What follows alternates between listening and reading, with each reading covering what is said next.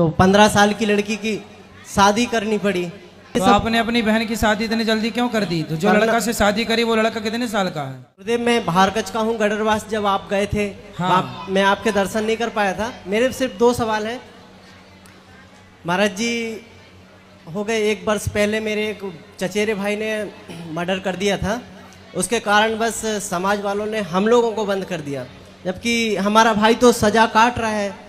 तो फिर वो लोग बोलने लगे कि गंगा जी जाना पड़ेगा, तो वहाँ से गंगा जी का जल भर के लेके आए, सब लोगों को समाज एक भोजन भी कराए। उसके बाद भी बोले नहीं अभी भी मोक्ष नहीं हुआ है, बोले तो फिर क्या करना पड़ेगा? तो बोले शादी करो। तो मैंने कहा शादी के लिए हमारे भाई हैं?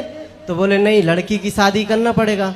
तो मैंने कहा अभी तो मेरी बहन 15 साल की है। तो बोले नहीं नहीं, अगर जब तक आप लड़की की शादी नहीं करोगे तो आपको समाज में नहीं मिलाया जाएगा।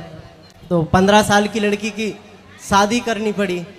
तो ये गुरुजी जिसने जो किया है वो तो सजा काट रहा है, तो हम लोगों को किस बात की सजा मिल रही है? अरे तो आप लोग क्यों उनकी बात माने? वो तो मूर्ख बना रहे हैं आपको। नहीं तो फिर भाई हैं हमारे बड़े बड़े, उनकी भी शादी करना है। तो फिर महाराज जी ये तो सब आपने अपनी बहन की शादी इतनी जल्दी क्यों कर दी? तो जो लड़का से शादी करी वो लड़का कितने साल का है? वो भी ऐसे ही 16-17 साल का ही है। तो बाल विवाह तो अच्छा नहीं होता, क्यों कर दिया? मुझे पता है महाराज जी ये सब बाल विवाह ठीक नहीं है और मैं भी इसके खिलाफ था, मगर क्या करें फिर, और भाई हैं सामाजिक नहीं होंगे तो फिर वो इधर उधर शादी करेंगे, वो भी ठीक नहीं है ना। तो समाज के लोगों ने दबाव बनाया आपको। हाँ, अरे समाज बड़ा के गलत भाई, ऐसा क्यों बोलते हैं? समाज के जो मर्डर किया वो भोग रहा है। वही तो मैंने उनसे कहा ये सब, तो बोले तो वो तो बेवकूफ है, तू क्या जाने, सियानों की बातें बोले। अरे ऐसे सियानों को सबको एक तरफ खड़ा करके डंपर में भरो, नहीं महाराज जी, सीधा गंगा जी में।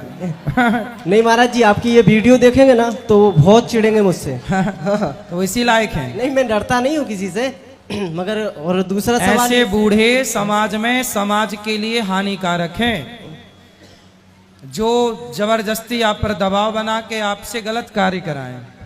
आप कोई मर्डर किया है तो जिसने किया वो अपना भोगेगा, आपने तो किए नहीं है, तो आपको किस बात का दंड देगा? ना आपको ईश्वर दंड देंगे, ना तो समाज को दंड देना चाहिए। आपने कोई अपराध, निरपराध को दंड देने वाला बहुत बड़ा पापी होता है। वो समाज के लोग सारे पापी हो गए क्योंकि आपको उन्होंने दंडित किया।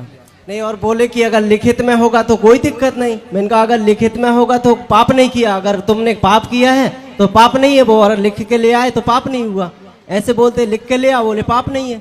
अब देखो समाज में तो ऐसी ऐसी मान्यताएं भी थी दूसरे यहाँ पर कि क्या क्या नहीं था, क्या क्या बताएं।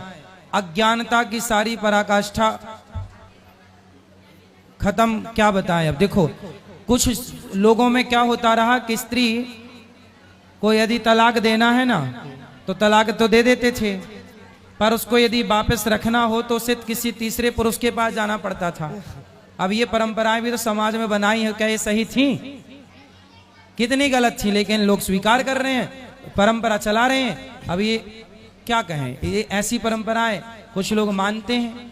नहीं तो ये तो, परंतु जो गलत है आपके साथ तो गलत किया ना, ये तो ठीक नहीं है ना। मगर महाराज जी बिल्कुल बिल्कुल गलत। और एक सवाल और है महाराज जी मेरा, ये हमारे इधर क्या होता है कि लोग बीमार हुए या कुछ भी हुआ तो डॉक्टर के पास कम भगते हैं, पढ़ियार के पास पहले भगते हैं। किसके पास? पढ़ियार जो जादू टोना नहीं करते हैं। हाँ, हाँ। फिर वो कहेंगे बकरा लाओ, मुर्गा लाओ, तो दारू लेके आओ। तो अब स्वाभाविक है किसी को जुकाम होना, सर्दी होना, बुखार आना, तो अब वो ठीक हो गया, जैसे तैसे ठीक हो गया, तो अब पता नहीं कहाँ का बकरा काटते हैं, मुर्गा काटते हैं, तो ये सब फिर वो बकरा खाते हैं, मुर्गा हाँ, वो ही लोग खाते हैं। तो मैंने कहा कि अगर बकरा काटना है तो देवी देवता को काट दो, छोड़ दो। वो बहुत बड़े मांसाहारी हैं, तो वो सोचते हैं भाई महंगा है मांस, कैसे लाए? तो बोले इनको बुद्धू बनाओ। भाई तुम्हें काशी हो गई, तुम लाओ बकरा। नहीं तो ये तो तुम्हारे पैसों से बकरे खा रहे हैं और मौज वो कर रहे हैं। यही तो अज्ञान है, यही तो अंधश्रद्धाएं हैं, इन्हीं को तो आप लोगों को खत्म करना चाहिए।